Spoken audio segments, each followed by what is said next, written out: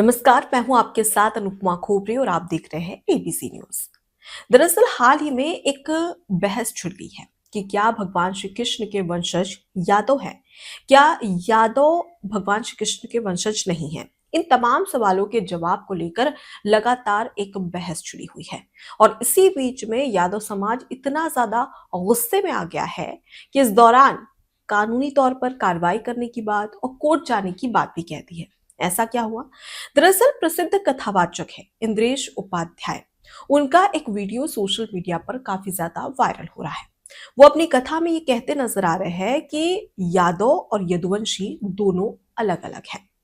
यादव और यदुवंशी में अगर बात की जाए तो भगवान श्री कृष्ण जो कि यदुवंशी थे, लेकिन यादव जो खुद को यदुवंशी कहते हैं यानी कि भगवान श्री कृष्ण के वंशज कहते हैं, वो गलत है। यादव कभी भी भगवान श्री कृष्ण के वंशज नहीं थे। उन्होंने साथ में ये भी बात कही कि यदुवंशी जिसमें भगवान श्री कृष्ण का अवतार हुआ, ये अलग है और यादव समाज अलग है। यदुवंशी को लेकर उन्होंने कहा कि जब भगवान श्री कृष्ण अपने लोक में गमन करने जाने लगे तो इसी दौरान यदुवंशियों का तो उसी समय विनाश हो गया था, नाश हो गया था। और इस बीच में ये भी कहा उन्होंने कि जो जादौन है उनमें से दो चार जादौन बच गए थे। इन जादौन को भगवान श्री कृष्ण का वंशज कहा जा सकता है, लेकिन यादवों को नहीं। अब ये वीडियो सोशल मीडिया पर काफी ज्यादा वायरल होने लगी, जिसके बाद में यादव समाज में एक आक्रोश देखने को मिला और इंद्रेश उपाध्याय को सीधे तौर पर चुनौती दी गई कि वो शास्त्रार्थ कर ले इस पूरे मुद्दे को लेकर। साथ ही उन्होंने ये भी कहा कि 26 करोड़ लोगों की भावनाओं को, दिल को दिखाया है इंद्रेश उपाध्याय ने। अगर उनके पास में शास्त्रों के आधार पर कोई सबूत है, कोई सच्चाई है, तो वो उसे पेश करे शास्त्रों के आधार पर। अगर नहीं तो फिर वो सार्वजनिक मंच पर आए और सार्वजनिक तौर पर माफी मांगे। और उसके साथ ही उन्होंने कहा कि यादव समाज में एक आक्रोश है और ऐसे में 8 दिन का अल्टीमेटम देते हैं, यानी कि 8 दिन का समय देते हैं इंद्रेश उपाध्याय को। अगर वे सार्वजनिक तौर पर आकर माफी नहीं मांगते हैं तो इस दौरान हम कोर्ट जाएंगे, कानूनी कार्रवाई की जाएगी। और इस बात की यहाँ पर कहते नजर आए यादव समाज के लोग।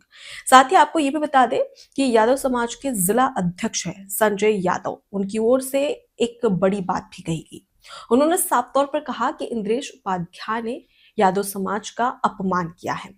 वो शास्त्रार्थ करे और खास तौर पर जो शास्त्र है, जो पौराणिक ग्रंथ है, कथा है, उन्हें थोड़ा अच्छे से उसका अध्ययन करे और उसके बाद में ये सारी बातें कहे, क्योंकि इससे जो समाज है उसको बांटने की कोशिश की जा रही है और ये हम बर्दाश्त नहीं करेंगे।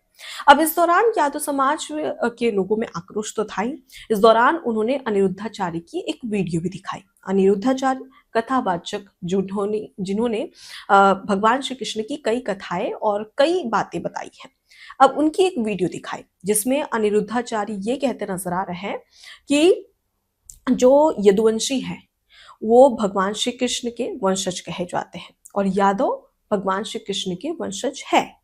इस तरीके की बात वो कहते नजर आए। दरअसल उन्होंने अपनी कथा में ये कहा कि जब भगवान श्री कृष्ण अपने लोक गमन करने लगे तो इस दौरान उन्होंने 56 करोड़ जो यदुवंशी थे उन्हें अपने साथ में ले गए, लेकिन इस दौरान जो बज्रनाथ थे वो बच गए और बज्रनाथ यहीं रह गए। बज्रनाथ के ही कई ऐसे वंशज, मतलब बज्रनाथ के कई पीढ़ियां आगे बढ़ी जिन्हें यादव कहा जाने लगा, यानी कि जो यादव है वही भगवान श्री कृष्ण के वंशज है। और इस तरीके की बात उन्होंने कही। अब इसका वीडियो भी काफी ज्यादा सोशल मीडिया पर वायरल होने लगा। अब सवाल ये खड़ा होने लगा कि क्या यादव वाकई में भगवान श्री कृष्ण के वंशज है?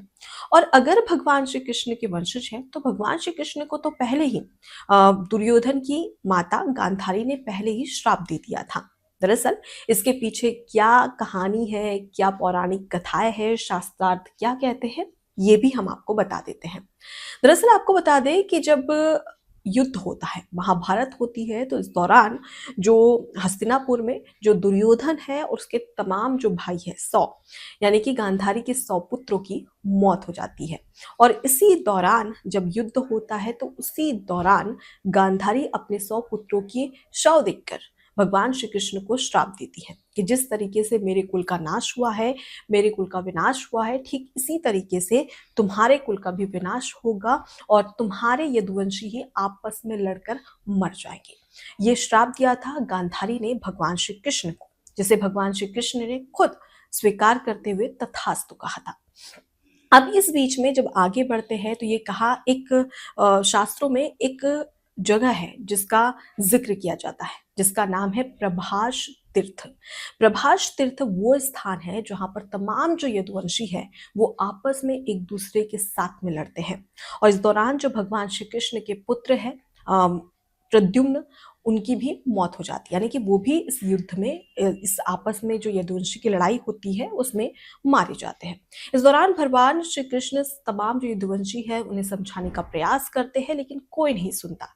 इस दौरान भगवान श्री कृष्ण खुद उनका नाश कर देते हैं और दुखी होकर जब वो बलदेव के पास जाते हैं, अपने बड़े भाई के पास जाते हैं, तो बलदेव खुद अपने लोक गमन कर जाते हैं। इस बात से काफी ज्यादा दुखी हो जाते हैं भगवान श्री कृष्ण और जब वो एक पेड़ के नीचे छांव में बैठे रहते हैं तभी एक व्याध यानी कि जो शिकारी होता है वो भगवान श्री कृष्ण के पैर पर, जो पैर के तलवे हैं, उस पर तीर मार देता है। और इसी दौरान जब उसे पता चलता है कि ये तीर भगवान श्री कृष्ण के पैर पर लगा है, इस दौरान वो भगवान श्री कृष्ण के पास जाते हैं, माफी मांगते हैं, उनके सामने रोते हैं, लेकिन तब भगवान श्री कृष्ण उन्हें समझाते हैं कि ये तो होना ही था, ये पहले से लिखा हुआ है, इसलिए तुम दुखी मत हो। और इस दौरान भगवान श्री कृष्ण अपने लोक को गमन कर जाते हैं। इसके आगे शास्त्रार्थ में कई पौराणिक कथाएं हैं, ग्रंथ है, जिसमें इस बात का भी जिक्र है कि जब इस तमाम घटना की जानकारी हस्तिनापुर पहुंचती है, यानी कि पांडवों को लगती है, तब पांडव में से अर्जुन खुद वहां जो प्रभाष तीर्थ है जहां पर यदुवंशी खुद आपस में लड़ते हैं वहां पहुंचते हैं और तमाम जो यदुवंशी है उनका अंतिम संस्कार किया जाता है।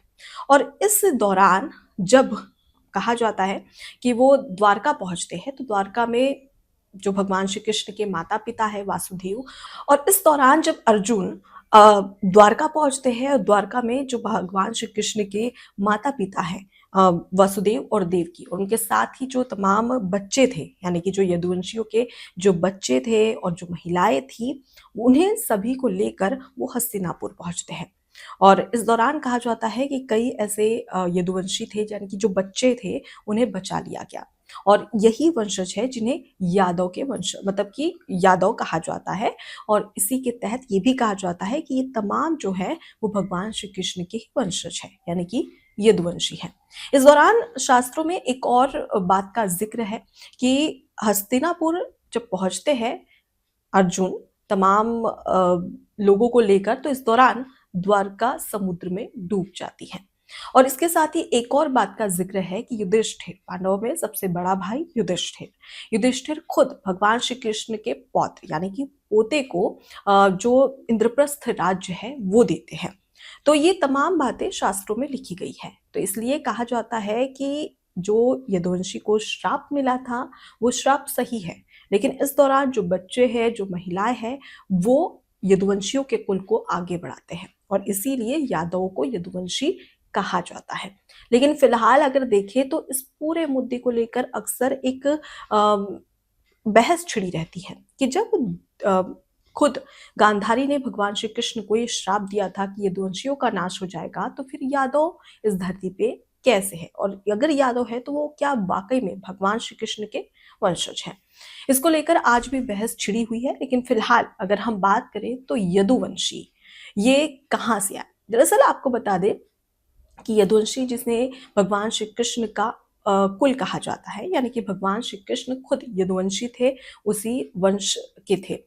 अब यदुवंशी का जिक्र इसलिए किया जाता है क्योंकि जो राजा थे जिनका नाम था यदु, और उन राजा के नाम पर इस पूरे वंशज का नाम यदुवंशी पड़ा, जिस यदुवंशी वंशज में भगवान श्री कृष्ण ने जन्म लिया।